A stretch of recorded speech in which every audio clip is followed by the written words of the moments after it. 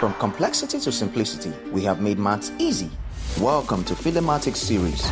Subscribe now and let's make mathematics an exciting journey together.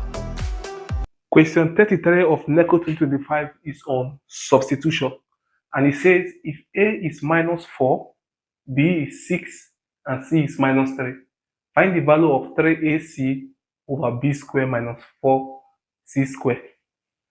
So we just substitute 3 times minus 4 times minus 3 over B squared is 6 squared minus 3 squared.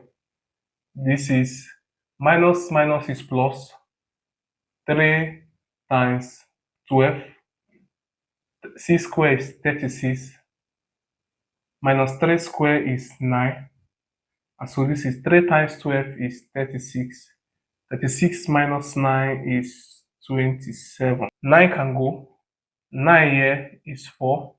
9 here is 3. And this is one whole number, 1 over 3, which is A. Thank you for watching.